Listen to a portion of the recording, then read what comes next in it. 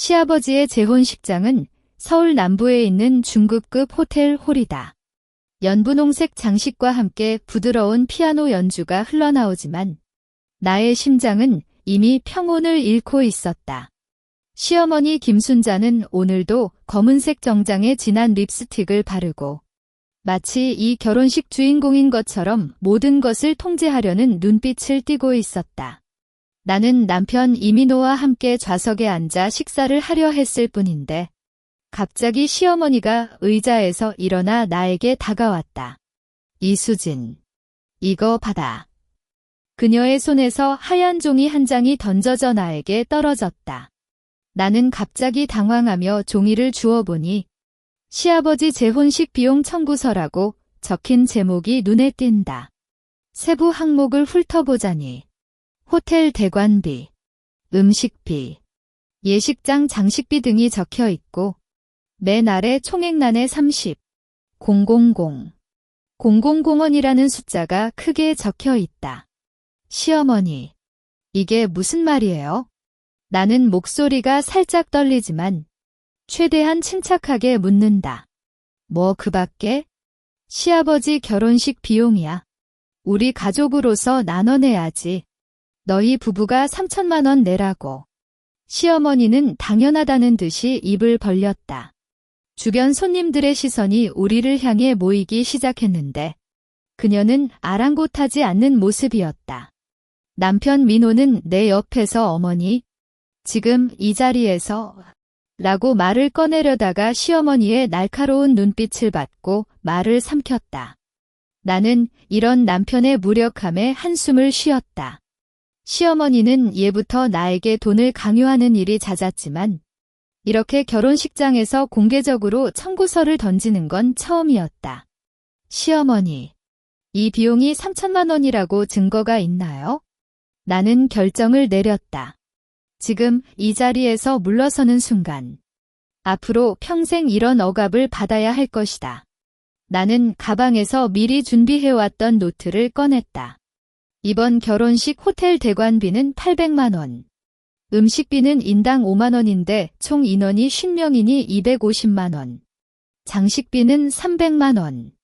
기타 비용 포함해서 총 500만 원이면 충분할 텐데요.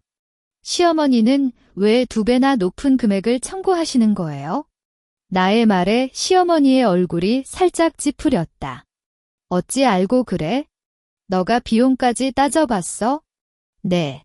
시아버지 결혼식 준비 과정에서 시어머니가 속삭이는 대로 적어봤어요. 게다가 이 호텔 담당자분과 직접 문의도 해봤어요. 나는 노트에 적힌 내용을 보여주며 말했다. 여기 담당자 연락처도 적어놨어요. 지금 전화해서 확인해 보시겠어요? 시어머니는 노트를 쳐다보는 눈빛이 당황스러워졌다. 그래도 추가 비용이 있잖아. 장식을 좀 더 화려하게 해준 거, 음식도 업그레이드 했다는 거.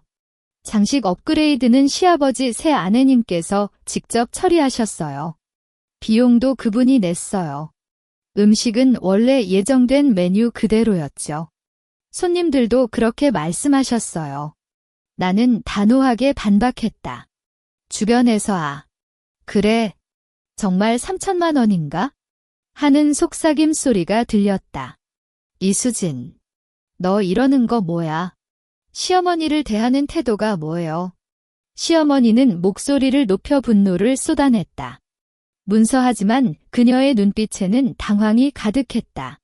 시어머니, 저는 단지 정확한 비용을 묻는 거예요. 공정하게 나눠내는 건 맞지만 허위로 금액을 끌어올려 내게 강요하는 건 못 받아들일 거예요. 나는 목소리를 굳혔다. 만약 시어머니가 3천만 원을 입증할 수 있다면 제가 당연히 나눠내겠어요. 하지만 그렇지 않다면 정확한 금액인 500만 원 중에서 우리 부부의 부분인 750만 원만 내드릴게요. 이때 주변에서 그래야 맞지 순자님도 너무 하시는 건데 하는 속삭임이 더 커졌다. 시어머니는 이런 반응을 보고 얼굴이 점점 새빨갛게 변했다. 남편 민호는 어머니, 수진아, 둘 다 좀 가라앉아요라고 중재하려 하지만 아무도 그의 말에 귀를 기울이지 않았다. 시어머니는 입을 벌리고 뭐라고 말을 하려다가 결국 아무 말도 못하고 퉁명스럽게 있다가 집에서 이야기하자라고 외치고 자기 자리로 돌아갔다. 그녀의 뒷모습이 당황스러워 보였다. 나는 주변 손님들의 시선을 느꼈지만 이제는 두렵지 않았다. 오래전부터 참아왔던 억압을 이제라도 풀어야겠다는 각오가 생겼다. 시아버지가 자리로 돌아가자 그녀는 등을 보인 채 의자에 꼼짝없이 앉아 있었다. 검은색 정장 소매를 괴악하게 움켜쥔 손가락이 하얗게 변했고 어깨는 격렬하게 오르내리며 분노를 참고 있었다. 주변의 속삭임은 결코 그치지 않고 오히려 더 커져 결혼식장의 부드러운 피아노 소리조차 가리는 듯했다. 엄마도 너무한데? 결혼식인데 이렇게 3천만 원이라니.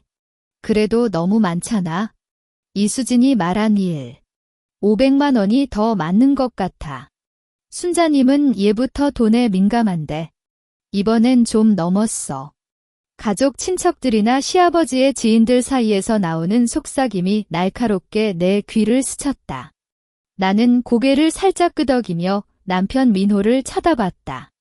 그의 얼굴은 시어머니보다 더 새빨갛게 돼 있었고 땀방울이 이마를 따라 흘러내렸다. 그는 손을 대고 수진아, 좀 내려줘. 오늘 시아버지 결혼식이잖아라고 속삭였다. 내가 뭘 잘못했어? 시어머니가 공개적으로 허위 금액을 청구한 거잖아. 나는 목소리를 낮추지만 단호하게 말했다. 만약 지금 물러섰다면 앞으로는 더 심하게 압박할 거야. 민호는 입을 벌렸다가 또 닫았다. 그의 눈빛에는 당황과 죄책감, 그리고 시어머니를 어쩔 수 없다는 무력함이 뒤섞여 있었다. 이때 시아버지와 그의 새 아내님인 박순옥 씨가 우리 테이블로 다가왔다. 시아버지는 평소처럼 차분한 표정을 지녔지만 눈빛에서 살짝 불안함이 드러났다. 수진아, 민호야. 그래도 오늘은 행복한 날이니깐. 시아버지는 부드럽게 말했다. 비용 문제는 나중에 가족끼리 차분히 이야기하자. 오늘은 정장 마시고 즐겨야지. 박순옥 씨는 옆에서 네. 시아버지 말이 맞아요. 장식비는 제가 냈거든요. 수진아 씨, 너무 걱정 마세요. 라고 웃으며 말했다. 그녀의 말이 공공연하게 시어머니의 거짓말을 깨뜨려주는 것 같아. 주변에서 또다시 속삭임이 일어났다. 시어머니는 이런 모습을 보고 결국 의자에서 일어났다. 그만. 시끄러워. 그녀는 목소리를 높여 외쳤지만 이제는 아무도 그녀를 무시했다. 몇몇 할머니들은 순자, 좀 가라앉아라고 말리지만 시어머니는 그냥 화장실로 향했다. 그녀의 걸음걸이는 당황으로 인해 어색하게 비틀거렸다. 나는 민호에게 이제 알겠어? 시어머니가 얼마나 정당하지 않은 건지? 라고 말했다. 그래도 어머니예요? 그녀도 시아버지 결혼식을 잘 해주고 싶은 마음이 있었을 거야. 민호는 아직도 시어머니를 변호했다. 그의 말을 듣고 나는 속으로 한숨을 쉬었다. 이 남자는 아직도 나를 이해하지 못하려는 건지 아니면 단순히 불편함을 피하려는 것인지 모르겠다. 결혼식 식사는 어색한 분위기 속에서 끝났다. 빈객들은 식사를 마치고 하나둘 떠나지만 나를 지나칠 때마다 수진아, 잘 참았어 순자님도 너무했다라는 속삭임을 남겼다. 심지어 시어머니의 친동생인 이숙자 이모도 수진아, 오늘 너는 맞았다. 언니가 너무 심했다라고 속으로 말해줬다. 시어머니는 화장실에서 오래 걸렸다. 돌아올 때는 얼굴에 다시 진한 분홍색 립스틱을 바르고 눈썹도 다시 정리했지만 붉어진 귀와 긴장한 표정은 거짓말을 할 수 없었다. 그녀는 아무도 보지 않는 척자리에 앉아 무언가를 속삭이지만 아무도 그녀의 말에 귀를 기울이지 않았다. 이제 결혼식의 마무리 부분이 시작되었다. 시아버지와 박순옥 씨가 무대에 올라 감사 인사를 하려는데 시어머니는 갑자기 기다려 라고 외치고 무대로 갔다. 여러분, 오늘 시아버지 결혼식에 와주셔서 감사합니다.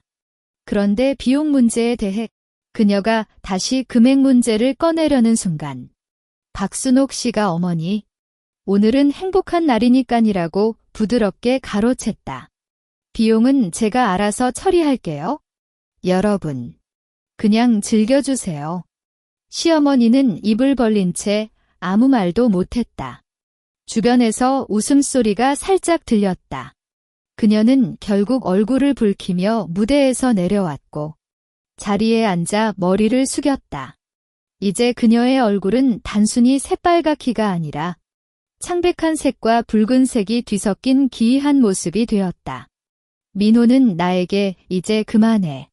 어머니도 충분히 당황스러웠어. 라고 말했다. 나는 아무것도 안 한 거야. 시어머니가 스스로 이 상황을 만들었어. 나는 차갑게 대답했다. 결혼식이 끝나고 시어머니 댁으로 돌아가는 길. 분명 그녀가 또다시 큰 소란을 피울 거라는 예감이 들었다. 하지만 이제 나는 그 어떤 압박도 무릎 꿇지 않을 각오가 있었다. 결혼식장에서 차를 타고 시어머니 댁으로 돌아가는 길. 차 안은 죽은 듯한 침묵이 감싸고 있었다. 시어머니는 앞좌에 앉아 등을 쳐다리며 한마디도 말하지 않았지만 그녀의 등뼈에서 풍겨나는 분노가 차 안 온통 퍼져나갔다. 남편 민호는 운전석에서 쓴웃음을 짓며 가끔씩 후사경으로 나를 쳐다봤지만 아무 말도 꺼내지 못했다. 어머니, 식사도 제대로 못하셨어요. 집에 가서 라면이라도 끓여드릴게요. 민호가 겨우 말을 꺼냈지만 시어머니는 아무런 반응도 보이지 않았다.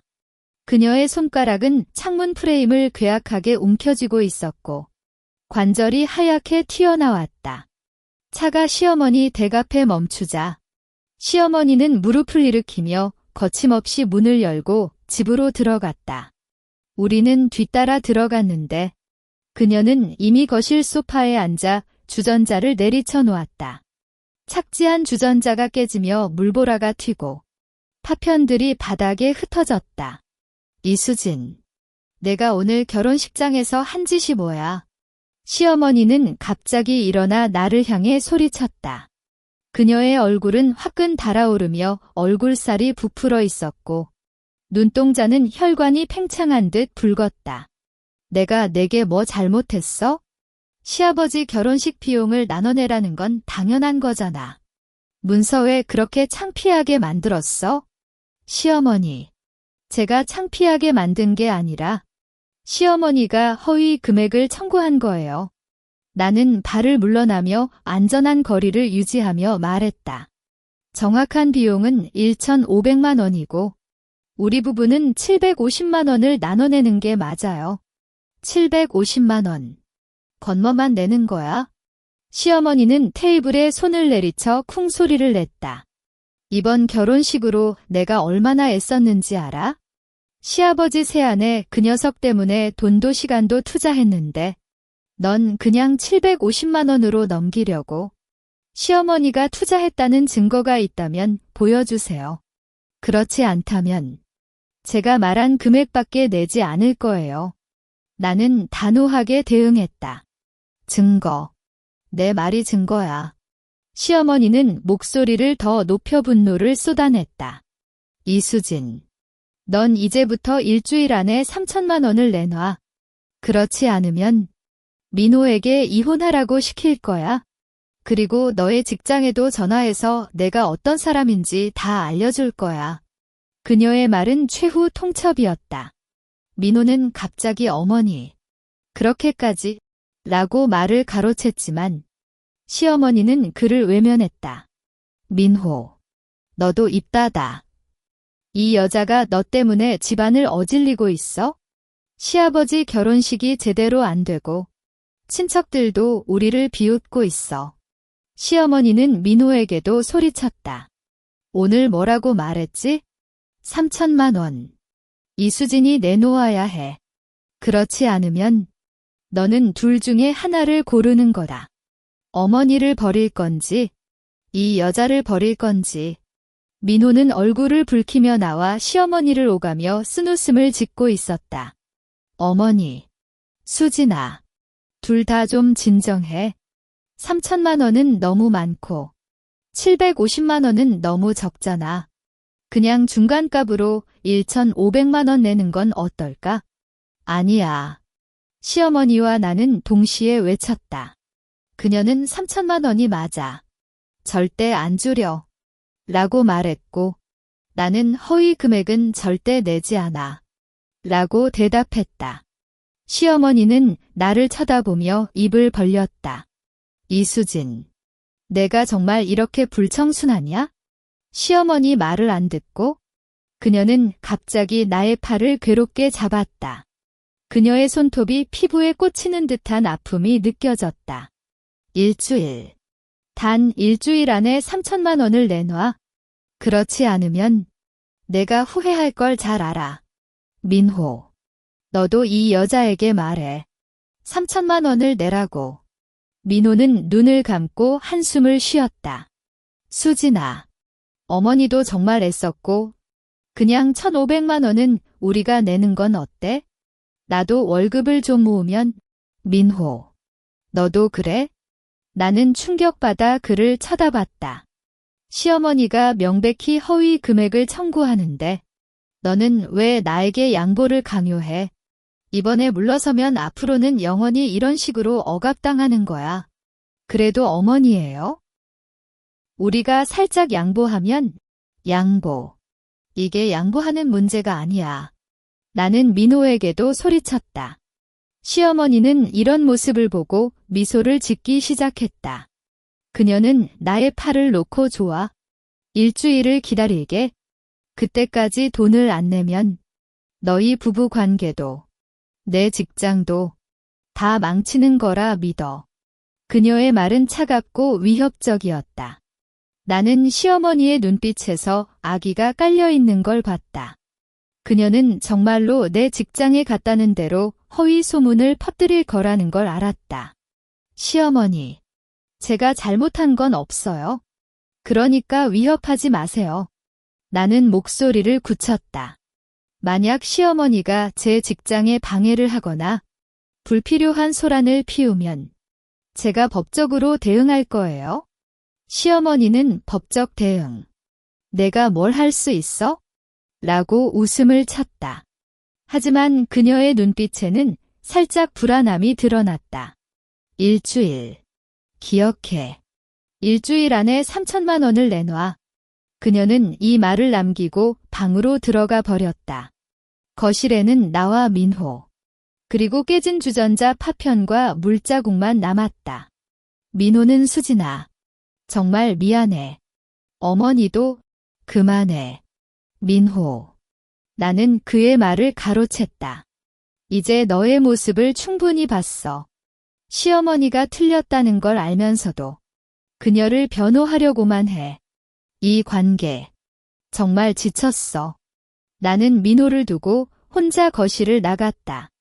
밤 공기가 차갑게 내 얼굴을 스쳤다. 일주일. 시어머니는 정말로 3천만 원을 강요할 것이고 그렇지 않으면 모든 걸 망치려 할 것이다. 하지만 이제 나는 물러서지 않는다. 시어머니의 허위 청구를 증명하고 이 억압적인 관계에서 벗어나야만 했다.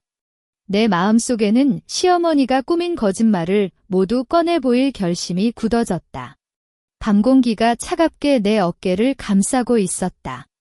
시어머니 댁마당의 가로등 불빛이 희미하게 내 발밑을 비추고 잔디에서 습기가 풍겨나는 냄새가 코를 찔렸다. 나는 마당 벤치에 앉아 두 팔을 무릎에 안고 있었다. 문서 그제야 시어머니가 팔에 남긴 손자국이 따끈하게 아픔을 느끼는 건데 그보다 더 아픈 건 민호의 무력한 모습이었다. 수진아. 민호의 목소리가 뒤에서 들렸다. 그는 가벼운 외투를 들고 다가왔고 나의 어깨에 덮어졌다. 밤이 차갑잖아. 감기 걸리면 안 돼. 그의 손이 내 어깨를 살짝 쓰다듬었지만 그 촉감에는 온기가 느껴지지 않았다. 왜 나에게 양보를 강요해? 나는 고개를 돌리지 않고 말했다. 목소리가 갈라지는 걸 느꼈지만 애써 차분하게 유지했다. 시어머니가 명백히 틀렸잖아. 허위 금액을 청구하고 심지어 위협까지 했어? 그런데 넌 왜 그녀를 변호해? 민호는 나 옆에 앉아 한숨을 쉬었다. 나는 변호하는 게 아니야? 어머니는 나이가 들어서 감정적으로 흥분하기 쉬워. 이번 시아버지 결혼식도 마음이 복잡했을 거야. 시아버지가 새 아내를 맞이하는 거. 그녀도 마음속으로 안타까웠을 수 있어?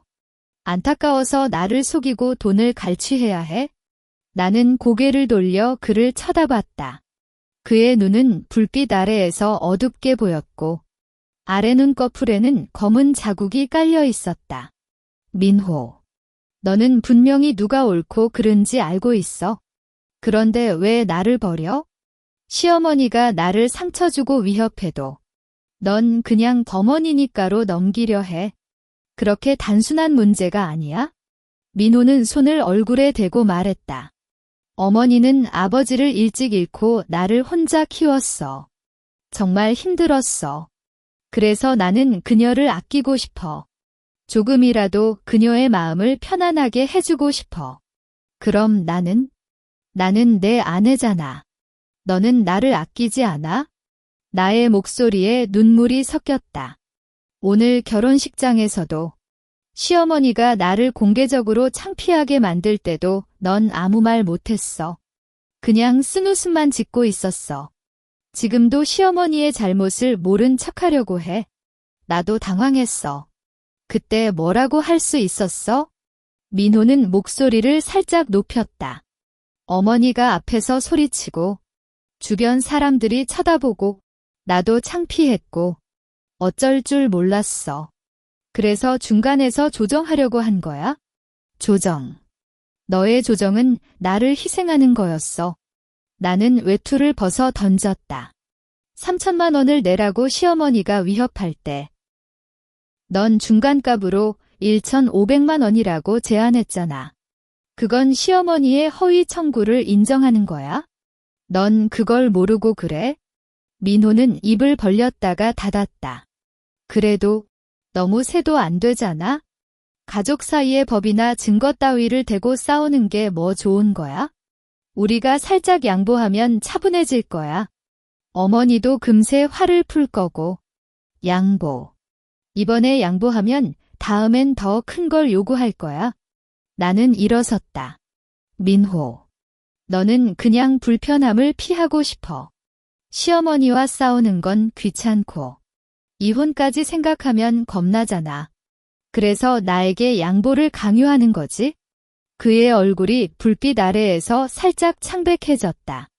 수진아, 그렇게 생각하지 마. 나는 너를 사랑해. 그래서 우리가 잘 지내고 싶어.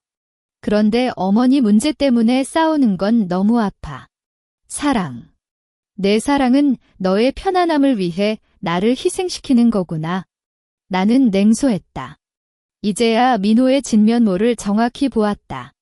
그의 중립은 결코 공정한 것이 아니라 시어머니를 아끼는 마음과 자신의 안정을 위해 나를 희생하는 기형적인 모습이었다.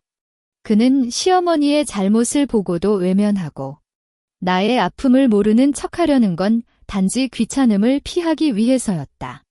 그럼 너는 어떻게 할 거야? 민호도 일어섰다. 그의 눈빛에는 불안함이 드러났다. 어머니가 일주일 안에 돈을 내라고 말했잖아. 그녀 정말로 내 직장에 전화할 수도 있어? 그럼 해봐. 나는 단호하게 말했다.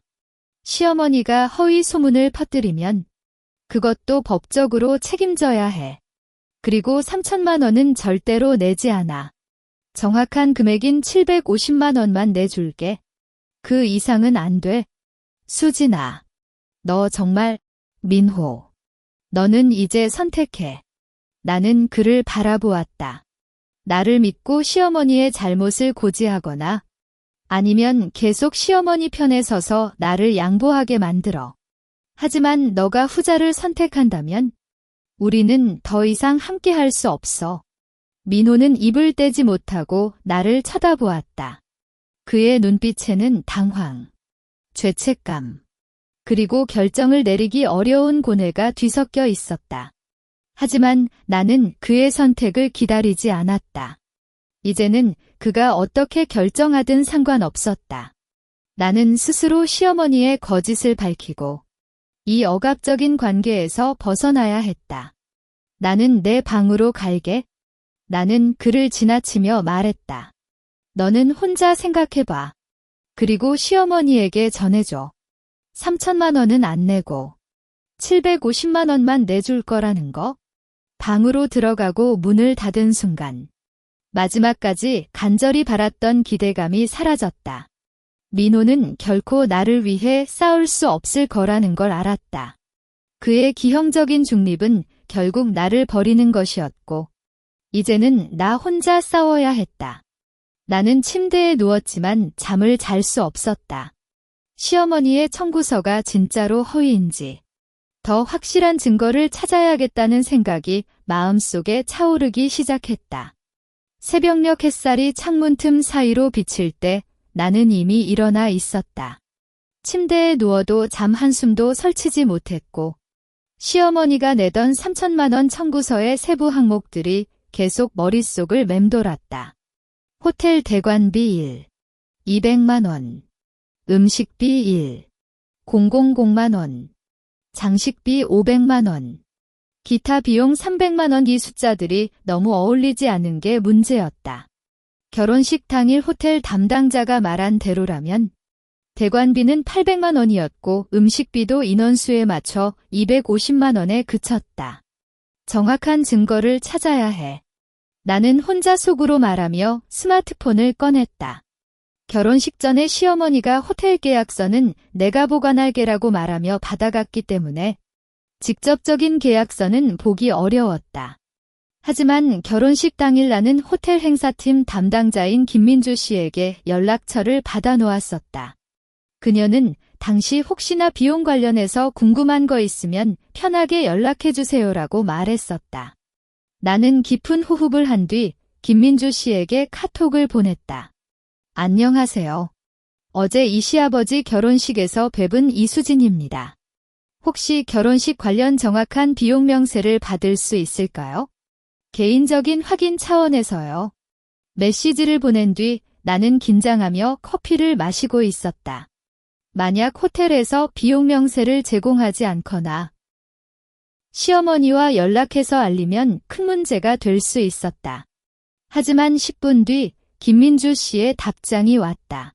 네, 이수진 씨. 시스템에 저장된 정산 명세를 PDF로 보내드릴게요.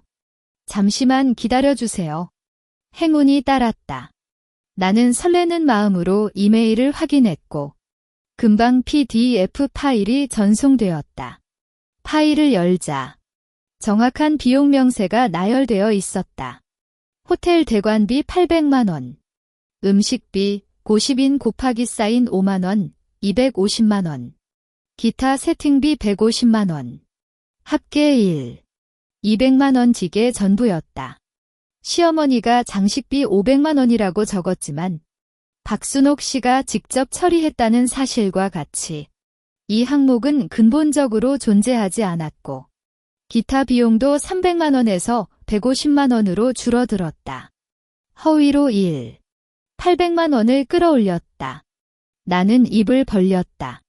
시어머니의 청구서 총액이 3천만 원이지만 실제 결제 금액은 겨우 1, 200만 원이었다. 그녀는 단순히 2배로 끌어올린 게 아니라 기존에 없던 항목까지 만들어내서 금액을 과장한 것이었다. 이 정도면 명백한 사기 행위에 가깝다. 하지만 이 정도로는 충분하지 않았다. 시어머니는 추가 비용이 발생했다라고 변명할 수 있기 때문에 더 확실한 증거가 필요했다. 나는 김민주 씨에게 다시 카톡을 보냈다. 혹시나 결제 완료된 영수증 사본도 받을 수 있을까요? 가족 내에서 비용 분담 관련해서 혼선이 생겨서요. 이번에는 조금 시간이 걸렸다. 약 30분 뒤 김민주 씨가 영수증은 개인정보 보호 관계로 정식 요청 절차가 필요하지만 결혼식 주최자인 이 시아버지님께 연락해서 동의를 받으면 보내드릴 수 있습니다라고 답장했다. 이 시아버지를 찾아가는 건 조금 부담스러웠지만 이제는 뒤로 물러설 수 없었다. 나는 민호에게 시아버지님께 좀 만나고 싶어. 결혼식 비용 관련해서 이야기 나눠보고 싶어라고 말했다. 민호는 당황했지만 그래, 내가 연락해볼게라고 말하며 시아버지에게 전화를 걸었다. 시아버지는 오후 2시에 카페에서 만나기로 했다. 민호는 함께 가려 했지만 나는 혼자 이야기 나누는 게 편할 것 같아라고 완거했다. 이번엔 단순히 비용을 확인하는 것이 아니라 시어머니의 행위를 고발하는 계기이기도 했기 때문에 민호가 사이에 끼어 있는 건 오히려 방해가 될 수 있었다. 카페에서 시아버지를 만났다. 그는 여전히 차분한 표정을 지녔고 수진아, 비용 문제 때문에 고민이 많아 보이네라고 먼저 말했다. 시아버지님, 실제 결혼식 비용이 얼마인지 정확히 알고 싶어요. 나는 직접적으로 말했다. 시어머니께서 3천만 원을 청구하셨어요. 하지만 호텔에서 받은 명세서를 보면 200만 원이라고 나와서요. 시아버지는 눈을 살짝 떴다. 3천만 원. 그렇게 많이 청구했어? 그는 한숨을 쉬며 나도 비용에 대해 자세히 모르겠어. 순자아가 다 처리했다고 해서 라고 말하다가 갑자기 잠시 말을 멈췄다. 그래. 영수증은 내가 가지고 있어? 순옥이랑 함께 결제했거든. 시아버지는 스마트폰에서 결제 영수증 사본을 찾아 보여줬다. 화면에 뜬 영수증에는 총 결제 금액 200만 원이라는 글자가 선명하게 보였다. 결제일자도 결혼식 전날이었고 결제자는 시아버지와 박순옥 씨의 이름이 함께 적혀 있었다. 시어머니는 이 영수증을 보지 않으셨어요? 나는 의아하게 물었다. 순자하는 비용은 내가 알아서 처리할게라고 하면서 따로 물어보지 않더라. 시아버지는 안타까운 표정을 지녔다. 그녀가 시아버지 결혼식이라고 해서 돈을 좀 더 받고 싶었나 보네. 정말 죄송해. 수진아, 너 때문에 곤란을 끼쳤다. 아니에요. 시아버지님, 시어머니가 허위로 금액을 끌어올린 거예요? 나는 영수증을 화면 캡처로 저장했다. 이 영수증과 호텔 명세서로 시어머니의 청구서가 허위라는 걸 증명할 수 있겠어요. 시아버지는 고개를 끄덕였다. 그래. 필요하다면 내가 증언해 줄게. 순자아도 너무했어. 가족 사이에서 이런 짓을 해서는 안 되잖아. 카페를 나올 때 햇살이 따뜻하게 내 얼굴을 비췄다. 손에 들고 있는 스마트폰 속 영수증과 호텔 명세서는 강력한 증거였다. 시어머니는 3천만 원 청구서를 내밀었지만 실제 비용은 200만 원이었고 우리 부부가 나눠내야 할 금액은 겨우 600만 원이었다. 그녀는 무려 400만 원을 허위로 청구한 셈이었다. 나는 민호에게 전화를 걸었다. 민호, 시아버지님과 만났어. 실제 결혼식 비용은 200만 원이야. 시어머니가 3천만 원을 청구한 건 완전히 허위야. 전화 건너편에서 민호는 오랫동안 말이 없었다. 정말인데? 그의 목소리가 떨렸다. 응. 영수증도 화면 캡처로 저장했어. 호텔 명세서도 받았어. 나는 단호하게 말했다. 이제 시어머니에게 갈게. 그녀의 허위 청구를 직접 말해주고 600만 원만 내줄 거라고 알려줄게. 이제는 더 이상 겁낼 것이 없었다. 시어머니가 어떻게 분노하든 어떻게 위협하든 나는 이 증거들로 자신을 방어할 수 있었다. 그리고 이번에는 민호도 시어머니의 허위를 부인할 수 없게 됐다. 나는 시어머니 댁으로 향하는 길에서 이제껏 참아왔던 모든 억압을 풀어낼 결심을 다시 한번 굳혔다. 시어머니는 일주일 안에 돈을 내놔라고 경고한 뒤 금요일 저녁에 가족 모임을 소집했다. 시아버지 새 아내와 함께 가족들 한번 모여 이야기 나눠야지라고 말했지만 나는 그녀의 진심이 단순히 가족 모임이 아니라는 걸 알았다. 그녀는 친척들 앞에서 나를 돈을 안 내는 불청량한 며느리로 포장해서 비난받게 하고 싶었을 것이다. 가족 모임에서 시어머니가 나를 공격할 거야. 나는 민호에게 말했다. 그래서 너는 내 편에 서야 해. 영수증과 호텔 명세를 보여줘서 시어머니의 허위를 증명해야 해. 민호는 고개를 끄덕이긴 했지만 눈빛에는 확신이 없었다. 가족 모임에서 그렇게 대놓고 싸우는 게 좋을까? 친척들도 불편해할 거고 이제는 불편함을 피할 시간이 아니야. 나는 스마트폰에 저장된 영수증 스크린샷과 호텔 PDF 파일을 보여주며 말했다. 시어머니가 먼저 친척들 앞에서 나를 공격할 거야. 그럼 나도 방어할 권리가 있잖아. 가족 모임은 시어머니 댁에서 열렸다. 시아버지와 박순옥 씨, 시어머니의 친동생 이숙자 이모, 그리고 여러 살펴주는 할아버지, 할머니들까지 모여 총 10여 명이 모였다. 테이블에는 시어머니가 직접 요리한 김치찌개, 불고기, 나물 등 다양한 음식이 차려졌지만 분위기는 이미 긴장감으로 가득 차 있었다. 오늘 모인 건 주로 시아버지 결혼식 마무리 차원이기도 하고 시어머니는 식사를 시작하며 말을 꺼냈다. 그녀의 눈빛은 나를 향해 살짝 흘겨봤다. 그리고 비용 관련해서 이야기 나눠야겠어. 어쨌든 시아버지 결혼식은 우리 가족 공동의 일이잖아. 친척들의 시선이 모두 나에게 모였다. 이숙자 이모는 순자 언니. 비용은 얼마였어? 수진아 씨 부부가 얼마나 내야 해? 라고 묻는 속도였다. 총 3천만 원이야. 시어머니는 당연하다는 표정으로 말했다. 우리 가족 세 부부가 나눠내야지. 그래서 수진아 부부는 1천만 원. 아니, 3천만 원을 내라고 했어? 어차피 그들도 가족이잖아. 이렇게 말하며 시어머니는 나를 쳐다봤다. 근데 수진아는 750만 원만 내겠다고 하더라. 시아버지 결혼식에 이 정도 돈도 아끼느냐? 너희 부부도 월급을 받는데 그렇게 모자라냐? 친척들 사이에서 속삭임이 일어났다. 몇몇 할머니들은 750만 원이면 좀 적은 거 아닌가? 순자아도 애썼는데 라고 말했다. 시어머니는 이런 반응을 보고 미소를 짓기 시작했다. 시어머니, 그건 아니다. 나는 식사를 멈추고 말했다. 실제 결혼식 비용은 200만 원이었어요. 시어머니가 3천만 원이라고 말하는 건 허위예요. 뭐? 시어머니의 얼굴이 갑자기 찌푸렸다. 이수진, 너 뭐라고? 그렇게 큰 금액을 왜 거짓말해? 호텔 계약서도 있고 영수증도 있어. 그럼 시어머니, 영수증을 보여주세요. 문서 나는 스마트폰을 꺼냈다. 제가 시아버지님과 호텔 담당자님으로부터 확인했어요. 실제 결제 금액은 200만 원이에요. 이건 영수증 스크린샷이고 이건 호텔 비용 명세 PDF입니다.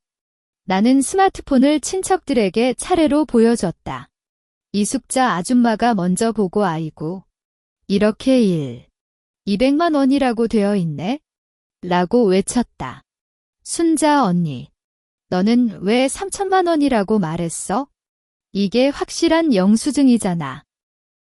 시아버지도 스마트폰을 보고 순자, 이게 맞아. 나도 이 영수증을 가지고 있어? 결제할 땐 순옥이랑 같이 갔거든? 라고 말했다. 박순옥 씨도 옆에서 네. 장식비는 제가 냈어요. 시어머니가 말한 500만 원 장식비는 없어요? 라고 보충했다. 친척들의 반응이 확 달라졌다. 아, 그럼 순자아가 거짓말을 한 거야? 3천만 원이라고 하니까 겁이 났는데 실제론 이렇게 적었어? 수진아 씨가 맞았네. 시어머니의 얼굴이 급격히 새빨갛게 변했다. 그녀는 그건 임시 결제 금액이야. 추후 추가 비용이 발생해서 총 3천만 원이 됐어. 라고 변명했다. 하지만 그녀의 목소리는 흔들리고 있었고 눈빛도 피해가려 했다. 추가 비용. 호텔 명세에는 추가 비용이 전혀 적혀 있지 않아요. 나는 PDF 파일을 확대해서 보여줬다. 그리고 시아버지님도 추가 비용 없었다고 말하셨어요. 시어머니, 왜 이렇게 허위 금액을 청구하시는 거예요? 나는, 시어머니는 말을 더듬었다. 그녀는 친척들에 의아하고 비판적인 시선을 받고 있었고, 손을 두 발 사이에 꼭 끼고 있었다. 그냥 시아버지 결혼식이 잘 되길 바라고, 비용이 좀 많이 들 줄 알았어. 실수로 계산한 거야. 실수. 1. 800만 원 차이가 실수야? 이숙자 아줌마가 의아하게 묻는다. 언니, 너도 너무했어. 수진아 씨를 그렇게 속여서는 안 되잖아. 가족 사이에서 이런 짓을 해서. 그만해. 시어머니는 갑자기 소리쳤다. 하지만 이제는 아무도 그녀를 듣지 않았다. 할아버지가 순자. 잘못했으면 사과해. 수진아 씨에게. 그리고 정확한 금액만 나눠내라고 해. 문서라고 말했다. 시어머니는 입을 벌리고 나를 쳐다봤지만 결국 눈을 감고 한숨을 쉬었다. 그녀의 얼굴에는 수치감과 당황이 뒤섞여 있었고 얼굴살이 떨리고 있었다. 미안해. 그녀는 목소리를 낮추며 말했다. 정확한 금액은 200만 원이야. 너희 부부는 600만 원만 내면 돼. 네. 그렇게 할게요. 나는 고개를 끄덕였다. 이제 목표는 달성했다. 시어머니는 친척들 앞에서 자신의 거짓을 인정해야 했고 그녀의 입장은 완전히 뒤집혔다. 민호는 옆에서 쓴웃음을 짓고 있었다. 그녀는 어머니, 그래도 잘 해결됐어? 라고 말하려 했지만 아무도 그의 말에 귀를 기울이지 않았다. 가족 모임은 어색한 분위기 속에서 끝났다. 친척들은 떠나기 전에 나에게 수진아, 잘 참았어 순자아도 너무했다라는 말을 남겼다. 이숙자 이모는 앞으로 순자 언니가 또 이상한 걸 요구하면 말해줘. 이모가 내 편이 돼줄게라고 속으로 말해줬다. 시어머니는 모임이 끝나자 방으로 들어가 버렸다. 그녀는 아무도 안 보는 척 문을 세게 닫았고 방 안에서 무언가를 던지는 소리가 들렸다. 나는 민호에게 이제 알겠어? 시어머니가 어떤 사람인지 라고 말했다. 민호는 고개를 끄덕였다. 네. 수진아가 맞았다. 어머니가 잘못했어. 그의 목소리에는 죄책감이 깔려 있었다. 하지만 나는 그의 사과가 늦었다고 생각했다. 시어머니는 이번 가족 모임에서 굴욕을 당했지만 그녀의 성격으로 봐선 이렇게 쉽게 포기하지 않을 거라는 예감이 들었다. 그녀는 반드시 복수를 하려 할 것이다. 나는 스마트폰에 저장된 증거들을 다시 한번 확인하며 다음 공격에 대비하기로 했다. 가족 모임에서 굴욕을 당한 시어머니는 방에 들어가고 나서 3일 동안 아무도 만나지 않았다. 식사도 방에서 해결했고 심지어 시아버지와도 말을 걸지 않았다. 민호는 어머니가 너무 슬퍼하니 좀 내버려 둘라고 말하며 나에게 말리지만 나는 그녀가 단순히 슬픔을 느끼는 게 아니라 복수를 꾸미고 있다는 걸 알았다. 그녀의 성격대로 이 정도로 자신을 드러내고 굴욕을 당했다면 결코 쉽게 포기하지 않을 것이다. 혹시나 직장에 문제를 일으킬지도 몰라. 나는 혼자 속으로 말하며 긴장을 늦추지 못했다. 시어머니는 예전에도 내 직장이 그렇게 좋다고 떠드는 걸 보니 쉽게 뺏길 수 있겠다고 속삭이던 적이 있었다. 그때는 그냥 무시했지만 이제는 그녀의 위협이 현실로 다가올 수 있다는 걸 명확히 느꼈다. 그리고 예감은 현실이 됐다. 가족 모임이 끝난 다음 주 화요일 오후. 나는 사무실에서 보고서 작업을 하던 중 팀장님의 부름을 받았다. 이수진 씨, 잠시 회의실로 와주세요. 팀장님의 목소리가 평소보다 차갑고 진중했기 때문에 나는 심장이 쿵 떨어지는 걸 느꼈다. 회의실에 들어가자 팀장님과 인사팀장이 함께 앉아 있었다. 그들의 표정이 좋지 않아. 나는 긴장하며 의자에 앉았다. 팀장님, 인사팀장님, 무슨 일인가요? 팀장님은 한숨을 쉬며 서류를 앞에 놓았다. 이수진 씨, 오늘 아침 우리 회사에 익명의 전화가 왔어. 문서에 대해 안 좋은 이야기를 퍼뜨리고 있어. 안 좋은 이야기? 나는 눈을 크게 떴다. 무슨 내용인가요? 전화를 한 사람은 지수진 씨의 시어머니라고 말했어. 인사팀장이 말했다. 그녀는 이수진이 직장에서 업무 태만하게 처리하고 동료들과 관계가 나빠 팀 분위기를 망치고 있다고 주장했어. 또 가정에서도 불청량해서 시어머니를 대하는 태도가 좋지 않아. 이런 사람이 회사에 있으면 기업 이미지가 떨어진다고도 말했어. 내 심장이 터질 것 같았다. 시어머니 정말로 이렇게 해냈다. 직장을 무너뜨리려는 심술로 완전히 허위인 소문을 퍼뜨린 것이다. 그건 전혀 사실이 아닙니다. 나는 단호하게 반박했다. 팀장님, 인사팀장님, 제가 어떻게 업무를 하는지 아시잖아요. 지난해 연차도 제대로 쓰지 않고 프로젝트에도 전심전력으로 몰두했고 동료들과도 항상 협력적으로 일했어요. 시어머니는 가족 내부 문제로 저를 보복하려고 허위 소문을 퍼뜨린 거예요. 우리도 이수진 씨의 업무 태도는 잘 알고 있어. 팀장님은 부드럽게 말했다. 그래서 전화를 받자마자 당장 신뢰하지는 않았어. 하지만 익명 신고가 들어왔으니 공식적으로 확인해봐야 해. 동료들에게도 간접적으로 물어봤는데 아무도 그러한 이야기를 들어본 적이 없다고 해. 인사팀장도 이수진 씨. 시어머니와의 문제는 구체적으로 어떤 건가요? 만약 계속해서 이런 방해가 온다면 회사 차원에서도 대응할 수 있어야 해. 라고 말했다. 나는 안심하며 한숨을 쉬었다. 다행히 팀장님과 인사팀장이 제대로 판단하고 있었다. 사실 시아버지 재혼식 비용 관련해서 시어머니가 허위 금액을 청구했다는 걸 저가 밝혔어요. 그래서 가족 모임에서 굴욕을 당했고 저를 보복하려고 이런 짓을 한 거예요. 나는 간단히 결혼식과 가족 모임에서 일어난 일을 설명했고 시어머니가 3천만 원을 청구했지만 실제 비용은 200만 원이라는 증거도 보여주었다. 그렇다면 이해가 간다. 인사팀장은 고개를 끄덕였다. 가족 내부 갈등으로 인한 보복 행위네. 이수진 씨, 앞으로 이런 전화가 또 온다면 즉시 인사팀에 알려주세요. 회사에서 차단하거나 필요하다면 법적 대응도 검토할 수 있어? 네, 감사합니다. 나는 고개를 절했다. 앞으로도 이런 문제로 회사에 피해가 가지 않도록 최선을 다하겠어요. 회의실을 나올 때 등이 젖어 있었다. 시어머니의 악의가 이 정도까지 이어질 줄은 몰랐다. 직장은 내가 오랫동안 노력해서 지켜온 공간인데 그녀는 아무렇게나 망치려고 했다. 복도를 걸어가는 동안 몇몇 동료들이 나를 쳐다보지만 나는 고개를 들고 자신감 있게 자리로 돌아갔다.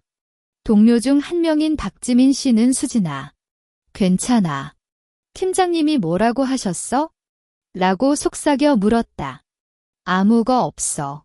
오해였어. 나는 웃으며 말했다. 앞으로도 잘 부탁해. 하지만 시어머니는 이렇게 끝내지 않을 거라는 걸 알았다. 오늘은 익명 전화였지만 다음엔 더 심한 방법을 쓸 수도 있었다. 나는 인사팀장의 말을 기억하며 스마트폰에 통화 기록 앱을 설치했다. 만약 시어머니가 다시 직장에 전화를 걸거나 심지어 동료에게 직접 연락해서 소문을 퍼뜨린다면 그 증거를 모두 저장해야 했다. 오후 퇴근할 때 민호에게 전화를 걸었다. 민호, 시어머니가 내 직장에 전화해서 허위 소문을 퍼뜨렸어. 전화 그쪽에서 민호는 경악했다. 뭐, 어머니가 정말 그랬어? 정말 미안해. 수진아. 나도 모르고. 이제 미안해로 끝나지 않아. 나는 차갑게 말했다. 시어머니는 이제 그냥 포기하지 않아. 다음엔 또 어떤 짓을 할지 모르겠어. 너는 그냥 지켜보기만 할 거야. 아니면 내 편에 서서 그녀를 막아줄 거야?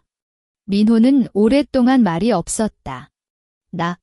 나는 어머니에게 말해볼게. 그런 짓을 하지 말라고. 하지만 수진아, 어머니도 마음이 다쳐서 그런 거야? 조금은 그만해. 민호. 나는 그의 말을 가로챘다. 이제 너의 말은 아무 소용이 없어. 시어머니가 저지르는 일에 대해 책임을 져야 해. 그리고 너도. 내가 어떤 선택을 하느냐에 따라 우리 관계도 바뀔 거야. 전화를 끊은 뒤 나는 차 안에서 한숨을 쉬었다. 시어머니의 암약 공격은 실패했지만 이는 단지 시작에 불과했다. 그녀는 결코 쉽게 포기하지 않을 것이고 나도 더 강하게 맞서야 했다. 이제는 단순히 비용 문제가 아니라 내 인격과 생존권을 지키는 싸움이었다. 나는 시어머니가 다음에 할 짓을 예측하며 더 강력한 대응을 준비하기로 했다. 시어머니의 직장 공격이 실패한 뒤 나는 그녀에게 단순히 방어하는 수준을 넘어선 대응이 필요하다는 걸 확실히 깨달았다. 그녀는 가족 모임에서의 굴욕, 직장 공격의 실패를 통해 더욱 치열한 복수를 준비할 것이고 이번엔 아마도 더 심각한 방법을 쓸 수 있었다. 그녀의 약점을 찾아야 해. 나는 혼자 속으로 말하며 시어머니 가족에 대해 다시 한번 생각했다. 시아버지가 재혼하기 전까지만 해도 시어머니는 남편인 이동철 씨와 함께 서울 남동구의 순자식당을 운영했었다. 식당은 중식을 주력으로 평소 주변 직장인들과 가족 손님들이 많이 찾는 인기 가게였지만 시어머니는 이제 나이가 들어서 힘들어라고 말하며 작년부터 민호에게 맡겼다. 하지만 실제로는 시어머니가 비용 관리와 회계를 모두 통제하고 있었다. 식당 회계에 문제가 있을지도 몰라. 이 생각은 친구인 이혜진이 건넸다. 혜진은 순자식당 근처에 카페를 운영하고 있어 종종 식당 손님들과 이야기를 나눴다. 수진아, 너 시어머니네 식당 손님들에게 영수증 안 준다고 들었어. 혜진은 카페에서 나에게 말했다. 제 카페 손님 중에 식당에서 밥 먹고 영수증 달라고 했는데 오늘 프린터가 고장났어 세금 계산서 없어라고 계속 거절한다는 거야? 영수증 안 주는 건 세금을 안 내는 거 아니야? 혜진의 말이 나의 마음에 깊은 인상을 남겼다. 시어머니가 돈에 민감하고 심지어 결혼식 비용까지 허위로 끌어올렸다면 식당에서 세금을 탐구하는 가능성이 매우 높았다. 정말로 영수증을 안 준다고? 나는 의아하게 묻었다. 응. 여러 사람이 그렇게 말했어? 혜진은 고개를 끄덕였다. 그리고 너 시어머니 매달 세금 신고할 때 식당 매출이 적어라고 불평하지만 실제로는 주말마다 예약이 꽉 차고 손님 줄이 길어. 문당 매출이 적다고 할 수 없잖아. 명백히 세금을 탐구하는 것 같아. 이제 확실한 증거가 필요했다. 나는 다음 주 토요일 오후 순자식당에 혼자 찾아갔다. 시어머니는 평소처럼 식당 뒤쪽 사무실에서 서류를 보고 있었고 민호는 앞부분에서 손님을 받고 있었다. 시어머니, 안녕하세요. 점심이나 먹고 갈 거예요? 나는 태연한 표정을 지으며 말했다. 시어머니는 나를 보고 얼굴을 찌푸렸지만 알았어. 혼자 왔어. 라고 차갑게 대답했다. 나는 창가의 테이블에 앉아 메뉴판을 보고 갈비탕을 시켰다. 식사를 기다리는 동안 주변 손님들의 대화를 살짝 들었다. 이 식당 맛은 좋은데 영수증을 안 주네. 회사에서 지출 신고하려는데 나도 그래? 매번 프린터 고장이라고 하잖아. 좀 수상해. 얼마 뒤 갈비탕이 나왔고 맛은 확실히 좋았다. 하지만 나는 식사를 조금만 하고 계산대로 갔다. 아가씨, 계산해 주세요. 계산대에 있던 아르바이트생이 18,000원입니다. 라고 말했다. 나는 현금을 내밀며 영수증 좀 주세요. 회사 지출로 써야 해. 라고 말했다. 아르바이트생은 눈을 살짝 움직이며 뒤쪽 사무실을 쳐다봤다. 아, 영수증이요. 지금 프린터가 고장 났어요. 다음에 와서 받아주세요. 또 프린터 고장이야? 나는 의아한 표정을 지으며 말했다. 저번에 친구도 왔는데 프린터 고장이라고 하더라. 언제나 고장이야? 아르바이트생은 당황하며 말을 더듬었다. 그건 모르겠어요. 사장님이 그렇게 말하셨어요. 이때 시어머니가 사무실에서 나왔다. 뭐가 그렇게 시끄러워? 영수증은 없어. 그냥 가지고 가. 그녀는 나에게 눈을 치며 말했다. 시어머니, 영수증은 법적으로 제공해야 하는 거 아닌가요? 나는 단호하게 말했다. 손님들이 영수증을 원하는데 왜 안 주시는 거예요? 혹시나 세금을 안 내시는 건가요? 시어머니의 얼굴이 갑자기 변했다. 이수진, 너 뭐라고? 세금 안 낸다고? 그런 거짓말 하지 마. 매달 제대로 세금 내고 있어. 하지만 그녀의 목소리는 흔들리고 있었고 눈빛도 피해가려 했다. 그럼 영수증을 보여주세요. 또는 세금 신고서라도. 나는 카메라를 준비한 스마트폰을 주머니에 넣고 있었다. 만약 제대로 세금을 내신다면 영수증을 제공하는데 아무 문제 없어야 해. 너 때문에 손님들한테 심심해. 시어머니는 목소리를 높여 말했다. 그만 떠나. 영수증은 안 줄 거야. 나는 미소를 짓고 알겠어요. 그럼 다른 방법으로 확인하겠습니다. 라고 말하며 식당을 나갔다.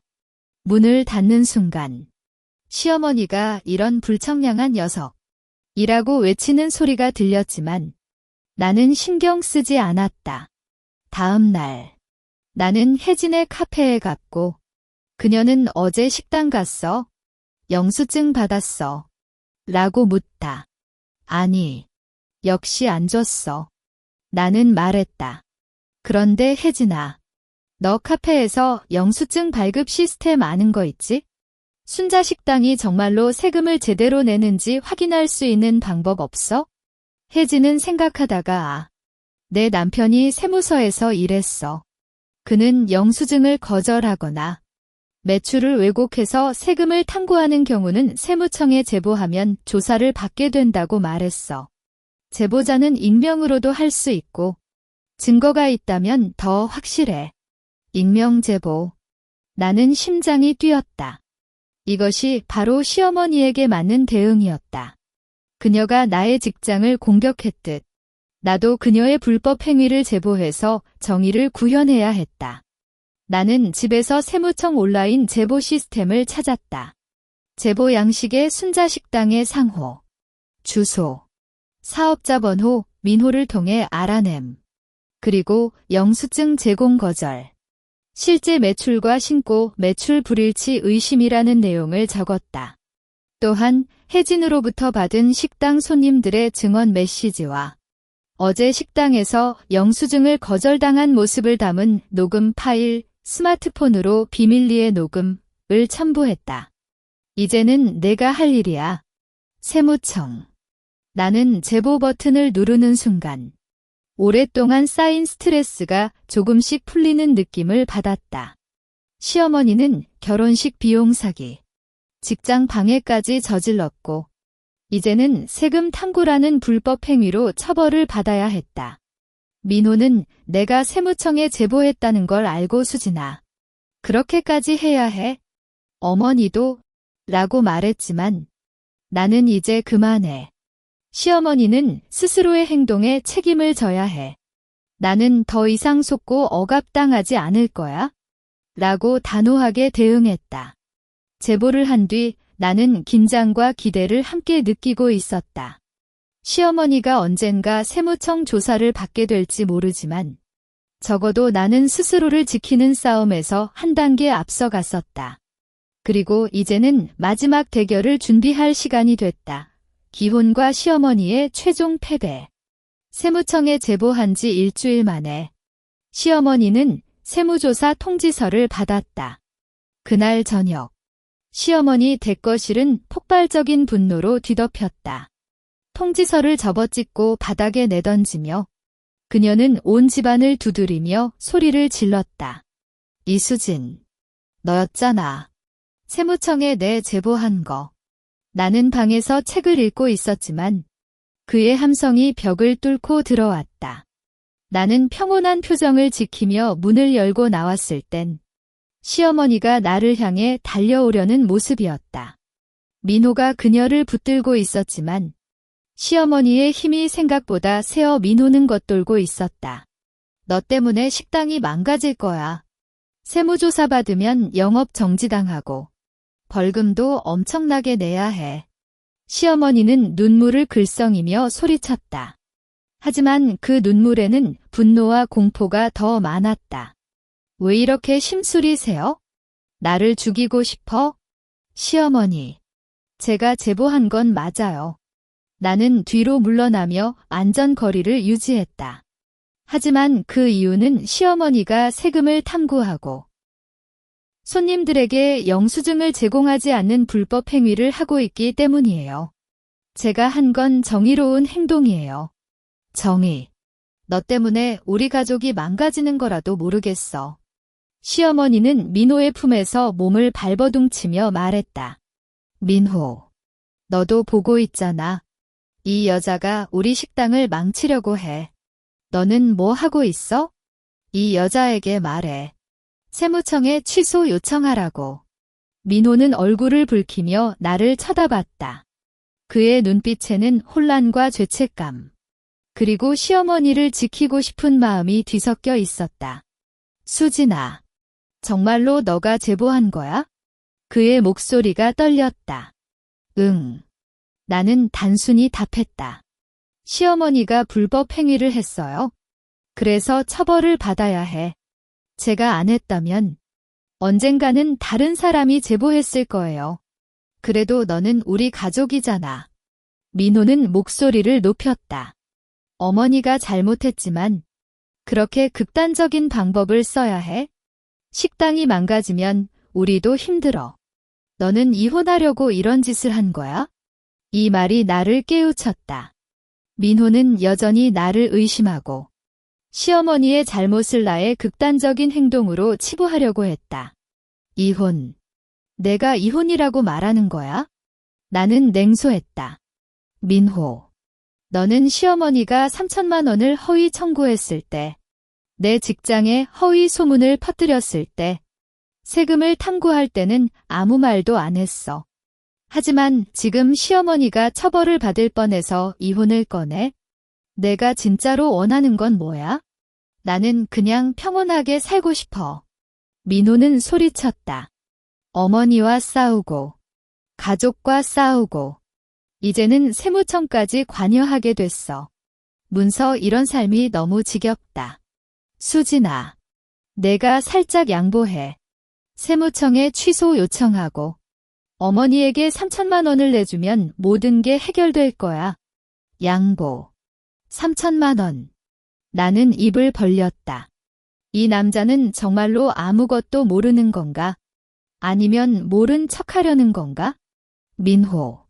시어머니가 허위로 3천만 원을 청구했어요. 실제로는 600만 원만 내야 해. 그리고 세금 탐구는 불법이야. 취소할 수 없어. 시어머니는 스스로의 행동에 책임을 져야 해. 그럼 이혼해. 갑자기 시어머니가 외쳤다. 그녀는 민호의 품에서 벗어나 나를 바라보았다. 그녀의 얼굴은 분노로 인해 붉어있고 눈동자는 혈관이 팽창한 채 미친 듯이 빛났다. 민호, 이 여자랑 이혼해. 이런 불청량한 여자가 아내로 있으면 집안이 평온해질 수 없어. 3천만 원도 안 내주고 시어머니를 세무청에 제보하는 여자니까. 민호는 시어머니를 쳐다보고 다시 나를 쳐다봤다. 그의 입을 떼지 못하고 고민하는 모습이 보였다. 하지만 결국 그는 수진아, 어머니 말이 맞아? 라고 말했다. 나의 심장이 순식간에 차갑게 식었다. 이것이 바로 민호의 최종 선택이었다. 그래, 나는 웃었다. 눈물이 차오르지만 애써 참았다. 그럼 이혼해. 수진아, 이혼하자. 민호. 나는 단호하게 말했다. 내가 시어머니 편에 서는 순간 우리 관계는 끝났어. 나는 더 이상 너의 무력한 중립과 시어머니의 압박 아래 살고 싶지 않아? 나는 스마트폰을 꺼냈다. 거기에 저장된 모든 증거 호텔 비용 명세, 영수증 스크린샷, 시어머니가 직장에 전화한 증거, 인사팀에서 제공받은 통화 기록, 식당에서 영수증을 거절당한 녹음 파일, 세무청 제보 확인서를 모두 민호와 시어머니에게 보여줬다. 이 모든 게 시어머니가 저질렀던 일이에요. 나는 목소리를 굳혔다. 허위 청구, 직장 방해, 세금 탐구. 이런 행동을 한 사람에게 아내로서 복종하거나 양보할 수 없어. 그리고 너, 민호. 너는 이 모든 걸 보고도 시어머니를 지켰어. 그래서 이혼이 맞아. 시어머니는 증거들을 보고 입을 벌린 채 아무 말도 못했다. 그녀의 얼굴은 창백해졌고 몸이 살짝 떨리고 있었다.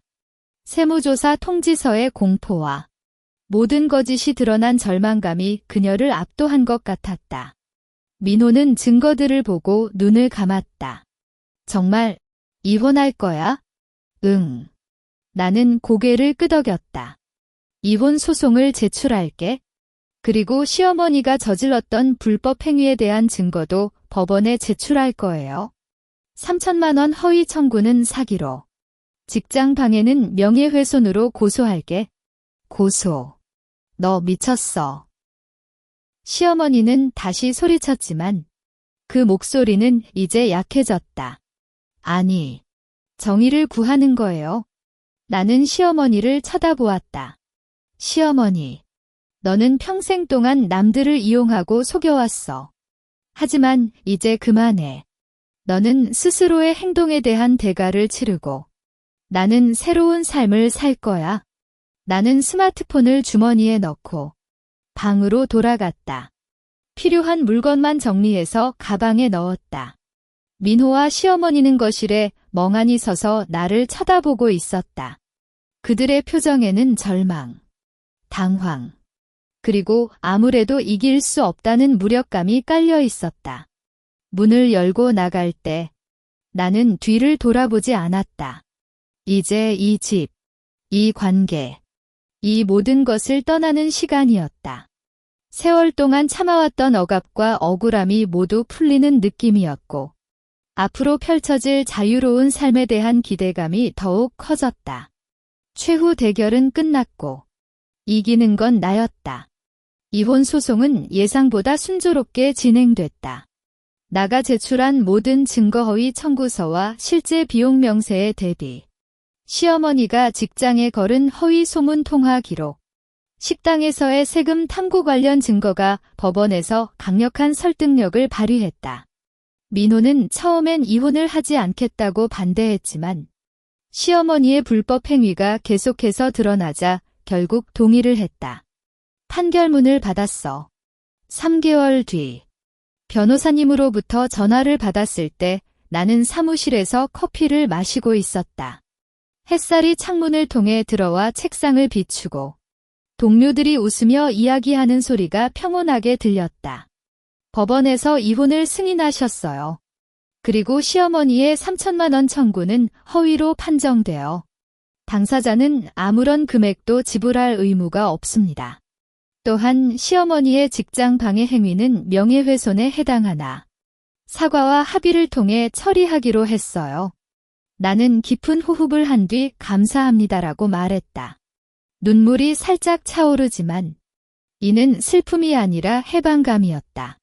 오랫동안 억압받던 관계에서 벗어나 마침내 스스로의 삶을 살 수 있게 된 기쁨이었다. 이혼 판결이 나온 뒤 며칠 뒤 민호로부터 연락이 왔다. 수진아, 한번 만나고 싶어. 마지막으로 이야기 나눠보고 싶어. 그의 목소리가 예전보다 낮고 무겁졌다. 우리는 이전에 자주 갔던 카페에서 만났다. 민호는 눈 밑에 검은 자국이 깔려 있었고 살도 좀 빠진 것 같았다.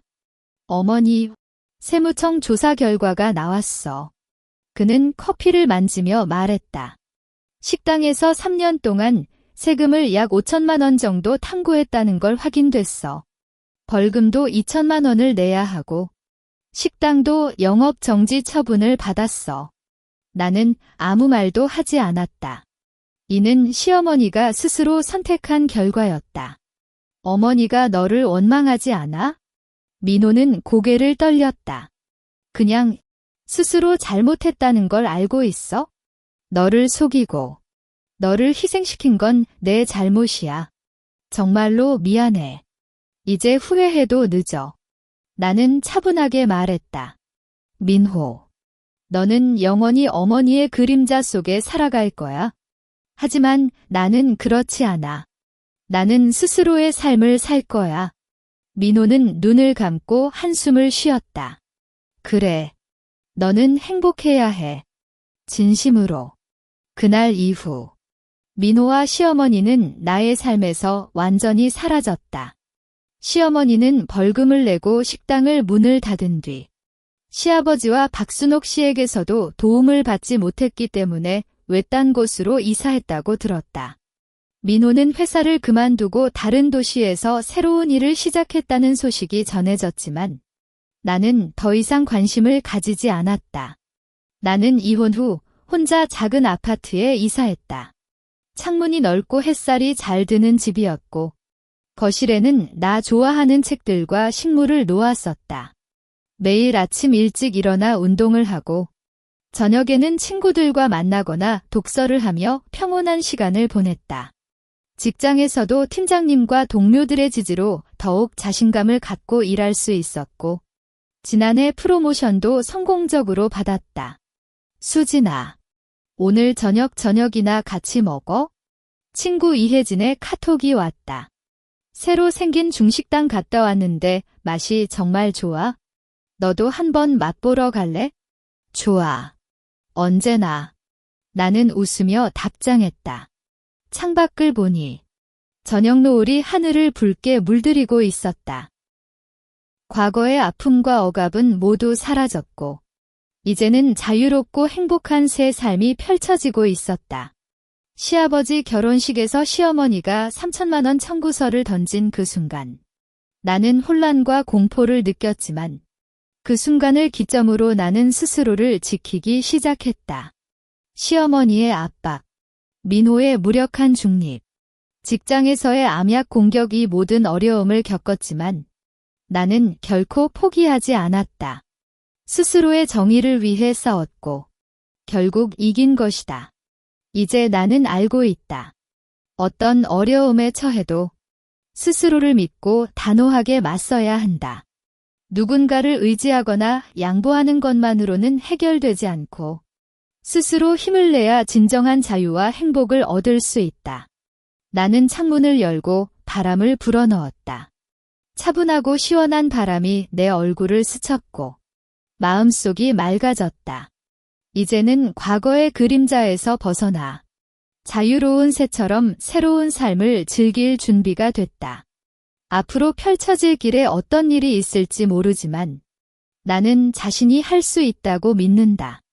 이것이 바로 나의 자유롭고 정의로운 새 시작이다. 이야기 끝.